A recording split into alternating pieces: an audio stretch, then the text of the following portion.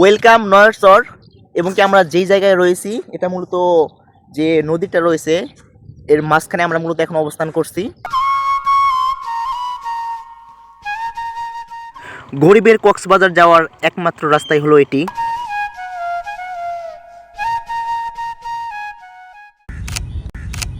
আসসালামু আলাইকুম, আশা করি সবাই অনেক ভালো আছেন। বরাবরের মতো আরেকটি ব্লগে আপনাদের সবাইকে স্বাগতম। আর গাইস, আজকের ব্লগটি হতে যাচ্ছে কিন্তু অসাধারণ, কেননা আজকের ব্লগে আপনাদেরকে দেখাবো আমরা গরিবের কক্সবাজার।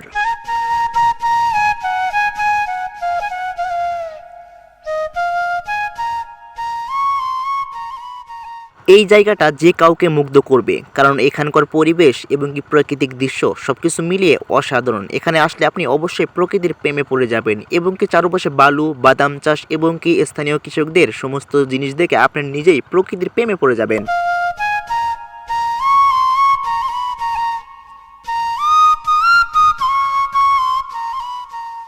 এইখানকার রাস্তাটা কিন্তু খুবই ভিন্ন রকম একটি রাস্তা। দুপাশে রয়েছে নানান রকমের পাথর এবং কি পশুপালনের জায়গা এবং কি মাঝখানে রয়েছে রাস্তা। আর আপনারা রাস্তাটা দেখতে পাচ্ছেন, সেটা হলো আমাদের গ্রামের ভাষায় বলা হয় বোল্ডার। সেই বোল্ডারের উপর দিয়ে মূলত আমরা এখন যাচ্ছি নয়ারচরের দিকে। আর কিছুক্ষণ যাওয়ার পরে আমরা মূলত আমাদের গন্তব্যে পৌঁছাবো। আর গায়েস, এখন কোনো রাস্তা নেই, এখন আমাদের নামার জন্য যে পাহাড়ের মতো দেখতে পাচ্ছেন এখান দিয়ে নামতে হচ্ছে। যেহেতু জায়গাটা অনেক রিস্কি নামার জন্য, তাও এখন আমাদেরকে নামতে হবে, কারণ এখানে বিকল্প আর কোনো রাস্তা নেই। সেজন্য আমরা মূলত এখান দিয়ে নামলাম। তারপরে এই পাশটা যদি তোমাদেরকে দেখাই, দেখতে পাচ্ছ যে অনেক পাথর পড়ে রয়েছে। আসলে এগুলা পড়ে থাকার কারণ হলো, আপনারা জানেন যে কুড়িগ্রামে নদী ভাঙ্গনের সমস্যাটা সবচেয়ে বেশি, কারণ এখানকার স্থানীয় মানুষদের সবচেয়ে যে সমস্যার সম্মুখীন হতে হয় সেটা হলো নদী ভাঙ্গন। আসলে নদী প্রতিরোধ করার জন্যই মূলত এই পাথরগুলো দেওয়া হয়েছিল, কিন্তু সেগুলো আস্তে আস্তে নদীর মাঝখানে চলে আসছে। তারপর এখানকার স্থানীয় মানুষদের নদী ভাঙনের পরে যে সমস্যার সম্মুখীন হতে হয় সেটা হলো রাস্তার বেহাল দশা। আপনারা দেখতে পাচ্ছেন, এটা হলো এখানকার চরের একমাত্র যাওয়ার রাস্তা। এই রাস্তা দিয়ে প্রতিদিন শত শত মানুষ চলে যাচ্ছে। ওয়েলকাম নয়ারচর। এবং কি আমরা যেই জায়গায় রয়েছি এটা মূলত যে নদীটা রয়েছে এর মাঝখানে আমরা মূলত এখন অবস্থান করছি। আর বর্ষাকালে এখানে কিন্তু প্রচুর পরিমাণ পানি দিয়ে ভরপুর থাকে।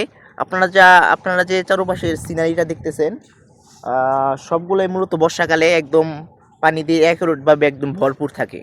আর ওই পাশে রয়েছে আপনার ঘাটপাড়।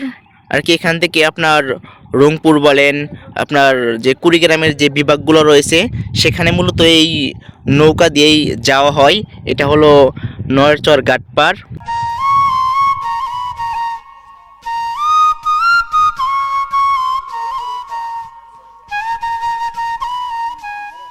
আসলে গাইস, এই পাশের যে সিনারিটা রয়েছে এটা পাহাড়ের মতো মনে হলেও এটা পুরাই ব্যতিক্রম। আপনার নদী ভাঙন যে বলা হয় আর কি, পানির ঢেউয়ের কারণে যে নদীর স্রোত থাকে সেই স্রোতের কারণে মূলত এরকমভাবে আর কি এখানেও পাহাড়ের মতো ছিল, সেগুলো ভেঙে গিয়েছে এবং কি এপাশে পাহাড়ের মতো এখনও রয়ে গিয়েছে। এখন মূলত যে আপনার পাহাড়ের মতো দৃশ্যটি দেখতে পাচ্ছেন, এর উপরে উঠে দেখানোর চেষ্টা করবো আসলে এর উপরের দৃশ্যটা ঠিক কেমন।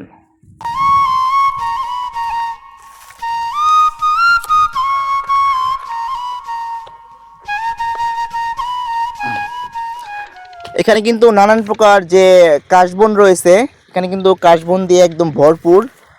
দেখতে পাচ্ছেন অনেক গাছগাছালি আর কি এখানে রয়েছে, আর কি বনের মতো হয়ে গিয়েছে।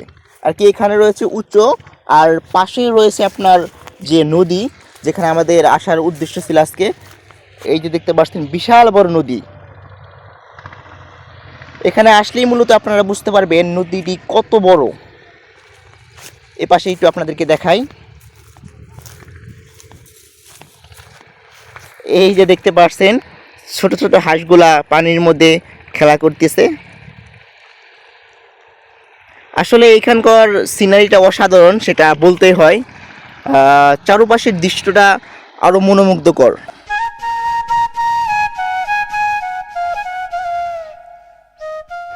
আর আমি এখন যেভাবে বসে রয়েছি এভাবে বসে বসে নদী উপভোগ করার মজাই কিন্তু অন্যরকম।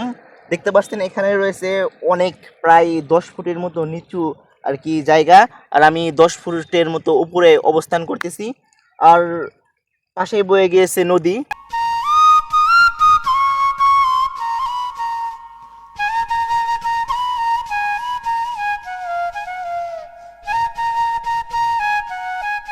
আসলে এই নদীটি হলো ব্রহ্মপুত্র নদী।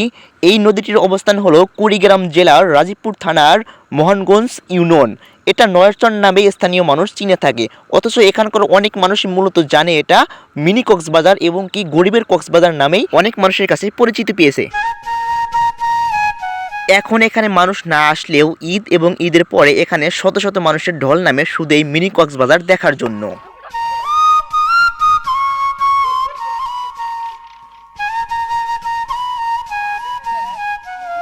আজকে প্রায় দিনের অর্ধেকটা ভাগই আমরা মিনি কক্সবাজারে ছিলাম এবং কি এখানকার স্থানীয় মানুষের জীবনযাপন এবং কি এখানকার সব প্রাকৃতিক দৃশ্যগুলো আমরা উপভোগ করছিলাম এবং কি সব কিছু মিলিয়ে আমাদের অনেক ভালো লাগছিল এবং কি এখানকার প্রাকৃতিক দৃশ্যগুলো দেখে আমরা একদম মুগ্ধ হয়ে গিয়েছি।